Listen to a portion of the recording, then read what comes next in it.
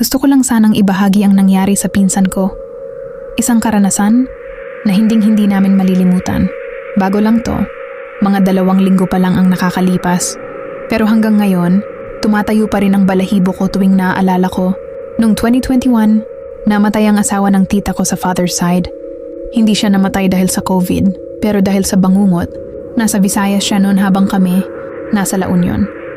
Wala ni isa sa amin ang nakaabot sa libing niya. Kahit mismong asawa niya, yung tita ko, hindi rin nakapunta. Dahil sa pandemya, sa amin muna tumuloy si tita habang inaasikaso ang biyahe papuntang Visayas. Pero hindi na natuloy. Mabilis ang mga pangyayari. Isang tawag lang mula sa kamag-anak nila sa probinsya at nalaman naming wala na si tito. Fast forward sa 2 linggo lang ang nakalipas. 2:00 ng madaling araw, tumawag sa akin ang pinsan kong lalaki. Taga-Pangasinan siya. Malayo sa amin dito sa La Union. Missed call. 1, 2, 5. Sinagot na rin namin ang kapatid ko dahil gising pa naman kami. Video call agad. Pero iba yung itsura niya. Pawis na pawis. Namumutla at nanginginig ang boses. Kasama niya sa video ang lola namin dahil silang 2 lang daw ang nasa bahay nila nung gabing iyon at ayon sa kanya, may nakita raw siya. May bumisita sa kanya pero hindi tao. Galing daw siya sa trabaho, pagod, kaya dumiretso sa kusina at nagbukas ng alak. Uminom. Bandang 11:00, habang medyo tinamaan na siya, may napansin siyang paa sa gilid niya. Akala niya trip lang ng alak. Pero nang tingnan niya, may lalaki sa tabi niya. Hindi lang kung sino-sino. Yung tito naming patay na, ang nakakagimbal, hindi siya natakot agad.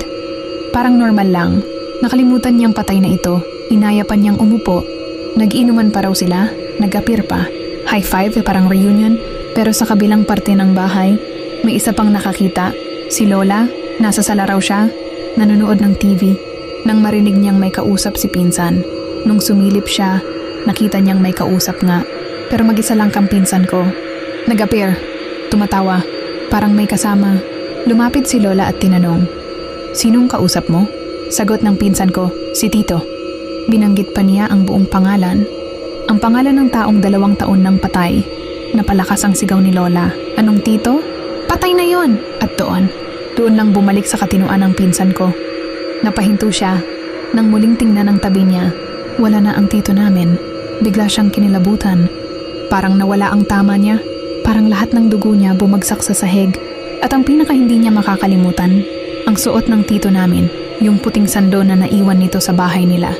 Kinabukasan hindi na kami mapakali. Sinabi namin agad sa tita ko, ang asawa ni tito. Pinahukay niya ang mga damit na naiwan. Pati yung tinago niya sa baul, pinabless niya. Isinabay na rin namin ang pagdarasal para sa tito namin. Pero eto ang mas creepy. 12:00 ng madaling araw siya tumawag.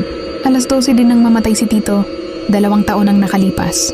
At heto pa, hanggang ngayon, sa kabilang kwarto, nakikitira pa rin sa amin ang tita ko.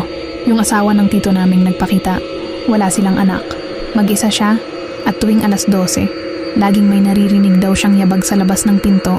At sa susunod na kwento ko, ikukuwento ko kung paano sinapian ng kaluluwa ng tito namin, ang kapatid ko mismo. Kaya kung makakatanggap ka ng tawag sa ganitong oras, siguraduhin mong tao ang nasa kabilang linya